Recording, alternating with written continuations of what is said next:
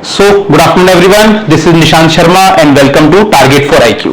तो देखिए, आज हम लोग का सबसे इंपॉर्टेंट जो एक एक्ट रिसेंटली पार्लियामेंट ने पास किया है, उस एक्ट का नाम है the criminal identification amendment act, जो कि बहुत इंपॉर्टेंट है फॉर जुडिशियल सर्विसेज एग्जामिनेशन, क्योंकि ये एक्ट जो है आपके सीआरपीसी, आपके आईपीसी एंड आपके इंडियन एविडेंस एक्ट के लिए बहुत ज्यादा इंपॉर्टेंट है।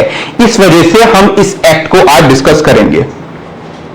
चलिए, तो लेट्स स्टार्ट। देखिए, इस एक्ट को स्टार्ट करने से पहले मैं आपको कुछ इंपॉर्टेंट चीजें बताना चाहता हूं कि ये एक्ट आने का पर्पस क्या है, और ये एक्ट जो है, पहले जो एक्ट था वो उसमें ऐसी क्या क्या ड्रॉबैक्स थी कि इस एक्ट के आने की नीड पड़ी। अब देखिए, क्रिमिनल आइडेंटिफिकेशन अमेंडमेंट एक्ट 2022 जो है वो आपका एक, जब हम लोग क्रिमिनल ट्रायल देखते हैं तो क्रिमिनल ट्रायल में जो आपके कन्विक्शन रेट्स हो रहे हैं वो आपके उस पर्टिकुलर एप्रोप्रिएट लेवल के नहीं हो रहे हैं, जिस पर्टिकुलर एप्रोप्रिएट लेवल का गवर्नमेंट ऑफ इंडिया, जैसे कि नेशनल क्राइम रिकॉर्ड्स ब्यूरो का जो आपका टारगेट है कन्विक्शन रेट। मैं ऑफेंस की बात नहीं कर रहा हूं, मैं कन्विक्शन रेट की बात कर रहा हूं, क्योंकि ऑफेंस तो स्टेट का एक ऑब्जेक्ट होता है, एक पर्पस होता है उस ऑफेंस को प्रोटेक्ट करने का, प्रिवेंट करने का, लेकिन कन्विक्शन रेट जो है उस पर्टिकुलर कंटेक्स्ट से बहुत ही कम है। तो इसमें अगर हम बात करें कि ये जो criminal procedure identification amendment act आया है, इसका पर्टिकुलर जो पर्पस है वो आपका कन्विक्शन रेट को एनहेंस करने का है। अब देखिए, जैसे कि हम लोग ये अगर पढ़ें इसको, तो इसमें देखिए ये कुछ चीजें तो इसकी बेसिक चीजें हैं जो कि आप लोग भी देख ही रहे होंगे। जैसे कि ये एक्ट जो पास हुआ है वो आपका 18 अप्रैल 2022 को पास हुआ है, बट इसको जो प्रेसिडेंट की एसेंट मिली थी वो मिली थी 28 मार्च 2022 को प्रेसिडेंट की एसेंट मिली थी। ये तो बेसिक चीजें हो जाती हैं। देखिए, इसमें जो सबसे इंपॉर्टेंट चीजें हैं वो चार चीजें हैं क्रिमिनल आइडेंटिफिकेशन अमेंडमेंट एक्ट की। पहली चीज जो इसकी बात करती है वो बात करती है मेजरमेंट की, जो कि आपका दे रखा है।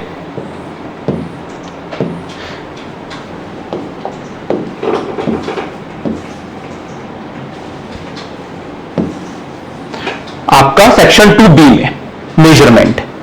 दूसरी जो बात करते हैं वो आपकी बात कर रही है पुलिस ऑफिसर्स की। थर्ड जो इसमें बात होती है वो आपकी बात होती है नेशनल क्राइम रिकॉर्ड्स ब्यूरो की, जो कि आपका सेक्शन 4 में भी दे रखा है, नेशनल क्राइम रिकॉर्ड्स ब्यूरो। और फोर्थ जो आपकी इसमें बात करता है वो आपकी बात करता है अरेस्टेड पर्सन, जैसे कि आपका कोई भी पर्सन जिसको अरेस्ट किया गया है उसमें आपका ये एप्लीकेबल होगा। अगर हम अरेस्टेड पर्सन की बात करें तो देखिए ये दे रखा अरेस्टेड पर्सन। तो देखिए, अगर इसको चार चीजों को बाय वन हम लोग समझें, तो अगर इसमें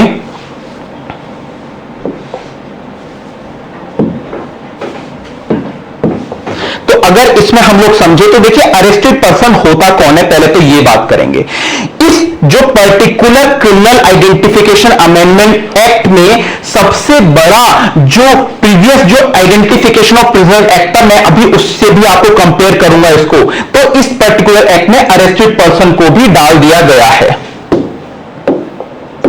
अभी अरेस्टेड पर्सन जो हम लोग बात कर रहे थे, ये इसमें आपका कन्विक्टेड पर्सन के साथ साथ अरेस्टेड पर्सन को भी इंक्लूड करा गया है। डेट मीन्स अगर कोई भी पर्सन जो है उसने सिर्फ उसको अरेस्ट किया गया है सेक्शन 53 एंड 53A के अकॉर्डिंग भी अगर उसको अरेस्ट भी किया गया है, in that case the appropriate authority, जिसको कि हम लोग अभी बात करते हैं, जो पुलिस ऑफिसर्स की डेफिनेशन हमने देखी थी अभी, ये वाली, the police officers has the power to take sufficient sample from even arrested persons. पहली चीज तो ये।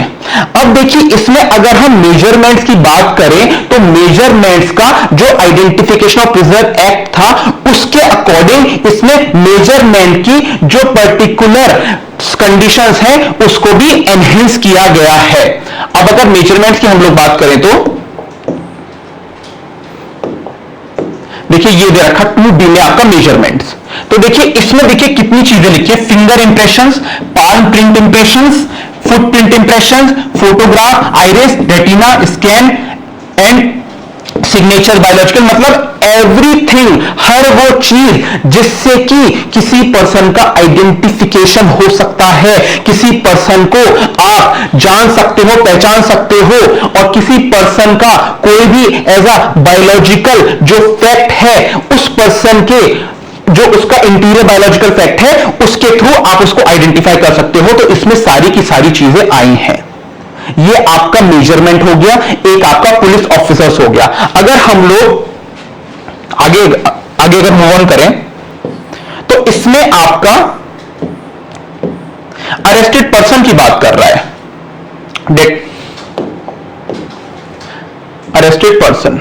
तो जैसे कि अरेस्टेड पर्सन भी इसमें इंक्लूड होगा, जैसे कि अभी हमने बताया था।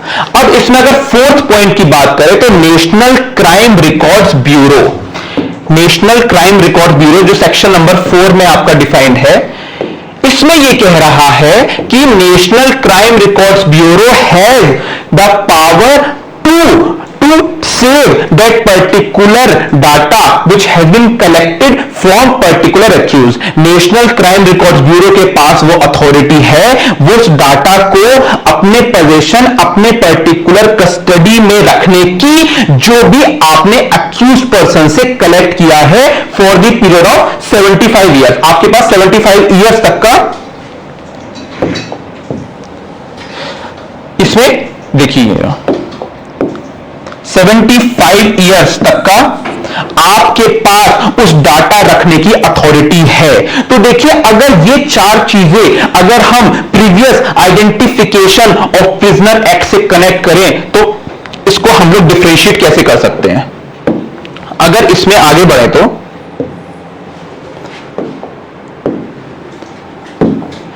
देखिए अगर हम डिफरेंशिएट करें आइडेंटिफिकेशन ऑफ प्रिजनर एक्ट के through, just a second,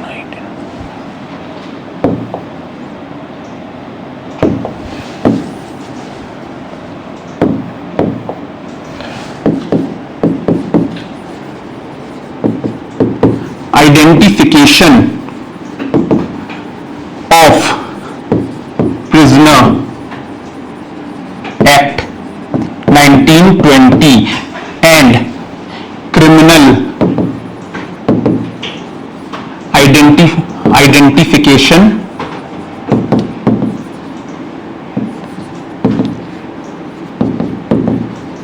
act 2022। तो अगर इन दोनों को हम लोग कंपेयर करें इस प्रेजेंट कंटेक्स्ट में तो देखिए इसमें पहला पॉइंट जो सबसे बेसिक है, अगर हम आइडेंटिफिकेशन ऑफ प्रिजनर एक्ट में मेजरमेंट की देखें तो इसमें सिर्फ और सिर्फ 3 टाइप्स के मेजरमेंट लिए जा रहे थे, जिसमें कि आपका फुट,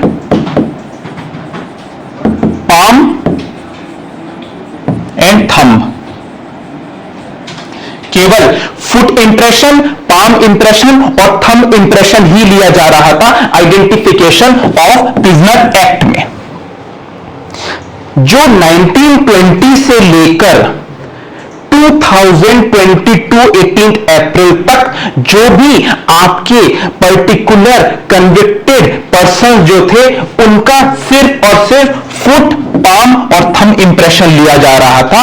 और इस इंप्रेशन को लेने का ऑब्जेक्ट यही था कि अगर वो पर्टिकुलर पर्सन आफ्टर रिलीजिंग, उनको जब एक कन्विक्टेड पर्सन को रिलीज कर दिया जाएगा, अगर वो वापस से कोई ऑफेंस कर रहे हैं, if they are committing any particular offence outside the territory of India और within the territory of India, then in that case, उस केस में उस पर्टिकुलर जो आपने उनका बायोलॉजिकल डाटा सेव करा हुआ है उसमें नेशनल क्राइम रिकॉर्ड्स ब्यूरो को हेल्प मिलेगी उस पर्टिकुलर पर्सन को आइडेंटिफाई करने के लिए। यह बोला था आइडेंटिफिकेशन ऑफ प्रिजनर एक्ट का जो प्रियम्बल है। अब अगर इसमें हम लोग इस पे कंपेयर करें तो मेजरमेंट की, जैसे कि मेरे पास अब ये पूरा आपका आइडेंटिफिकेशन ऑफ प्रिजन एक्ट 2022 है, इसमें अगर हम लोग मेजरमेंट की बात करें तो जैसे कि मैंने अभी डिस्कस किया था, तो इसमें कितने टाइप्स के मेजरमेंट आए देखिए, finger impression, palm print impression, footprint impression, photographs, iris, retina, physical, biological sample and their analysis, behavioral attributes including signatures, handwriting or any other examination referred to under section 53 and section 53A. तो around जितना मुझे according लग रहा है around 10 to 12 forms के इसमें identification measurements की authority आ गई है। नाउ दी पुलिस अथॉरिटी के पास इतने मेजरमेंट लेने की अथॉरिटी आ गई है। तो इससे लिए अब आप देखिए इसके थ्रू जो पार्लियामेंट ऑफ इंडिया है उसको ये लग रहा था कि ये जो आइडेंटिफिकेशन ये जो आपकी पर्टिकुलर जितनी भी आप इंफॉर्मेशन कलेक्ट कर रहे हैं ये आपकी सफिशिएंट नहीं है, इसी वजह से आपका सेक्शन 2B में आपके मेजरमेंट में इन्होंने इतनी सारी चीजों को और इंक्लूड करा है जिससे कि कन्विक्शन रेट जो है उसको हम लोग एनहेंस कर सके और जो आपका ऑफेंस रेट है उसको रिड्यूस कर सके। जितने भी सोसाइटीज में ऑफेंस हो रहे हैं आप उसको रिड्यूस कर सके, क्योंकि हम देखते हैं एक पर्टिकुलर पर्सन जो है वो एक अगर क्राइम करता है तो वो अगर रिलीज हो जाता है उसके बाद वो चाहे तो अपना कुछ भी फेस चेंज करके थ्रू प्लास्टिक सर्जरी या जैसे भी जो भी आपकी टेक्नोलॉजिकल मींस के थ्रू अपना जो भी फेस है उसको एक्सप्रेशन को चेंज करके दूसरा ऑफेंस कमिट कर सकता है, but the biological sample remain the same. तो इस केस में इन्होंने इंक्रीज कर दिया है। सेकेंड पॉइंट अगर हम देखें इसमें, सेकेंड पॉइंट ये identification of prisoner act 1920 and criminal identification amendment act 2022। तो अगर सेकेंड पॉइंट को देखें तो सेकेंड पॉइंट में जो सबसे बड़ा क्रिटिसिज्म हो रहा है वो ये हो रहा है that it includes only convicted person,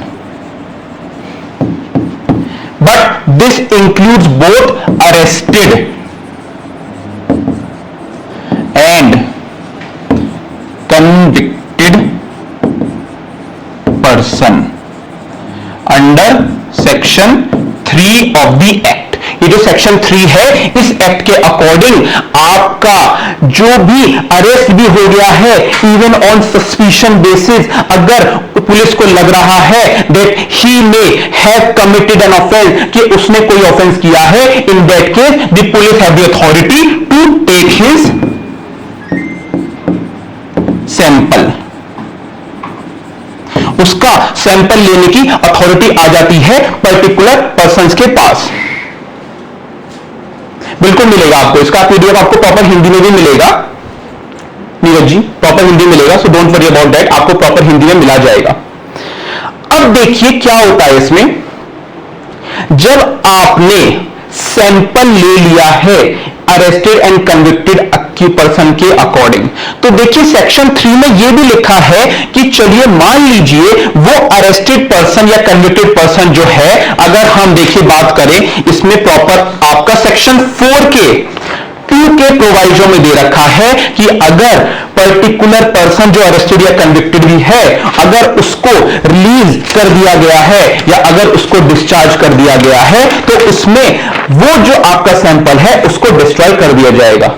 लिखा तो है, ये तो हम लोग पढ़ रहे हैं कि लिखा हुआ है, बट हु विल इंश्योर, कौन इंश्योर करेगा कि नेशनल क्राइम रिकॉर्ड्स ब्यूरो ने उसको डिस्ट्रॉय करा भी है या नहीं करा है।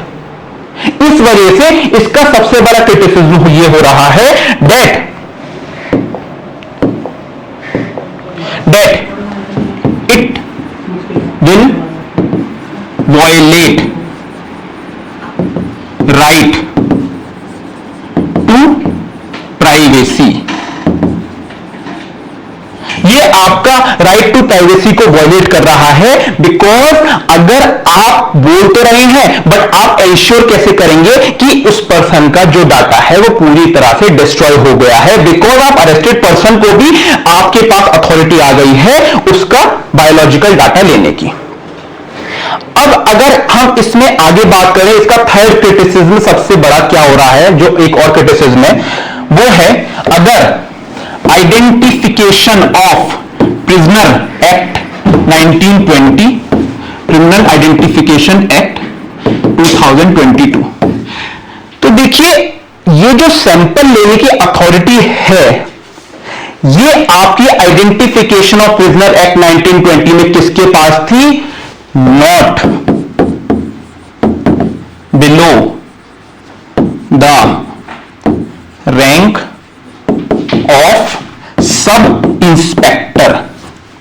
सब इंस्पेक्टर से नीचे क्या कोई भी पुलिस अथॉरिटी है, उसके पास आपकी सैंपल लेने की अथॉरिटी नहीं है। बिकॉज ये जो आपके सैंपल हैं, ये एक बहुत ही प्राइवेसी, एक आपका प्राइवेट डाटा माना जाता है, जिसमें कि a person should have sufficient knowledge. एक पर्सन कुछ पर्टिकुलर लेवल, कुछ उसने पर्टिकुलर पोस्ट होल्ड करी होगी, तभी उस पर्सन को अथॉरिटी दी जाएगी। इसलिए इसमें एसआई के पास ही अथॉरिटी है आपकी बायोलॉजिकल सैंपल लेने की। अब अगर इसमें आगे बात करी जाए, क्रिमिनल आइडेंटिफिकेशन अमेंडमेंट एक्ट में जिस पर्सन के पास, इसमें एक बार अगर आप देखेंगे पुलिस ऑफिसर की जो डेफिनेशन प्रोवाइड करी हुई है, तो वो कह रखा है इसमें that police officer means a person. अगर आप 2C में देखें, officer in charge of a police station और an officer not below the rank of head constable. That means even the head constable के पास अथॉरिटी आ गई है आपकी सैंपल कलेक्ट करने की। हेड कांस्टेबल,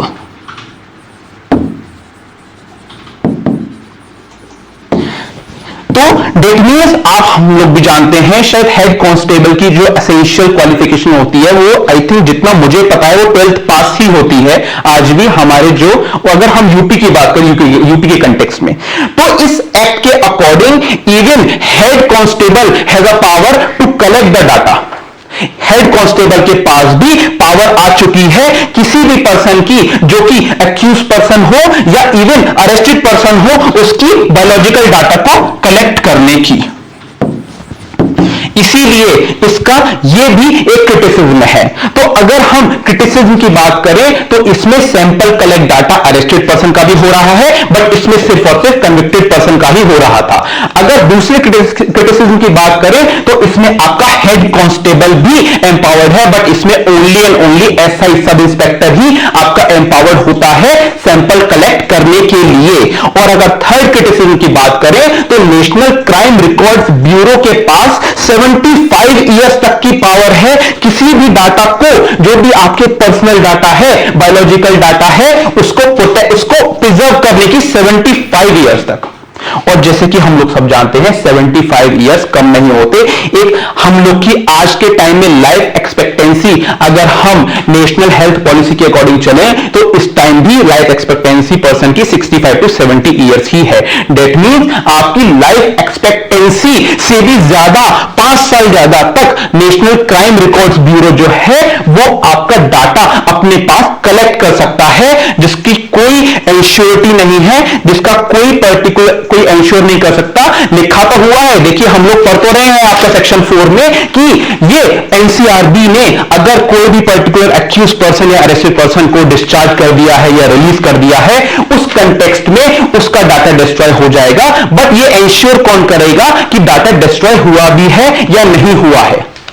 तो इसलिए इसको कह रहे हैं that it violates right to privacy. अभी मैं आपको पूरा बताऊंगा वापस से कैसे कैसे आपको आंसर फ्रेम करना है, बिकॉज ये उत्तराखंड जुडिशियरी के लिए मुझे पर्सनली लगता है कि ये आएगा आपका इस पर्टिकुलर जो आपका मेंस एग्जाम है उसमें ये बहुत एक्सपेक्टेड है कि ये आपका क्वेश्चन आ सकता है। अब देखिए एक और इसका, जैसे कि मैंने अरेस्टेड पर्सन की बात करी थी, तो इसमें एक और चीज दे रखी है सेक्शन 106 to 1110 में, जो भी जब हम लोग सीआरपीसी जब पढ़ते हैं सेक्शन 106 से 1110 में, जो एग्जीक्यूटिव मजिस्ट्रेट है he has a power power to take security from those person, उन पर्सन से सिक्योरिटी लेने की एग्जीक्यूटिव मजिस्ट्रेट को पावर है जिस पर्सन पे उसका सस्पिशन बन रहा है कि वो पर्सन कोई भी ऑफेंस कमिट कर सकते हैं, और लॉ एंड ऑर्डर को मेंटेन करने के लिए उन पर्संस का आपका बायोलॉजिकल सैंपल लेना जरूरी है। तो ये पर्टिकुलर एक्ट एग्जीक्यूटिव मैजिस्ट्रेट को भी एम्पावर करता है कि आप भी बाय एक्सरसाइजिंग सेक्शन 106 में तो सेशन और judicial magistrate first class session जज है, बट सेक्शन 107 से 1110 में आपके एग्जीक्यूटिव मजिस्ट्रेट है, और एग्जीक्यूटिव मजिस्ट्रेट को भी ये एम्पावर करता है कि आप बायोलॉजिकल सैंपल ले सकते हैं उन पर्संस के जिसके ऊपर आपका सिर्फ और सिर्फ सस्पिशन है, जिस पे आपको शक है और जिसको आपने अरेस्ट कर लिया है, उनका भी आप बायोलॉजिकल सैंपल ले सकते हैं। तो ये सारी चीजें जो है इस particular criminal identification amendment act के क्रिटिसिज्म भी बताए जा रहे हैं, बट ऐसा तो नहीं है इसमें सिर्फ क्रिटिसिज्म ही है। अब इसके एडवांटेजेस अगर हम देखें तो इसका जो एडवांटेज आपका हाउस ऑफ द पार्लियामेंट ने बताया है वो बताया है increase in conviction rate. That means कि जो भी दोष सिद्धि का रेट है उसमें इंक्रीज होगा, क्योंकि हम लोग जो है ऐसे पर्संस को भी आइडेंटिफाई कर पाएंगे थ्रू दी अपग्रेडेड टेक्नोलॉजी, जो अथॉरिटी हमारे पास पहले नहीं थी, जो आपका कुछ डाटा कलेक्शन करने की कंडीशन हमारे पास ऐसी नहीं थी, जो हमारे पास अब सेक्शन 2 में आ गई है, सेक्शन 2B के मेजरमेंट में आ गई है। तो यह आपका कन्विक्शन रेट को इंक्रीज करेगा। सेकेंड आपको कह रहे हैं कि सेकेंड अगर हम बात करें इसमें तो ये कह रहे हैं कि इसमें आपका reduce in pendency of cases, तो ये आपका एक टाइप का पेंडेंसी भी रिड्यूस करेगा केसेस के लिए। तो ये दो चीजें आपकी इसमें बात कर रहे हैं कि ये पर्टिकुलर ये दो चीजें इसमें बोल रहा है। अब अगर इसमें आगे वाली स्लाइड पे चलें तो वो कह रहा है आपका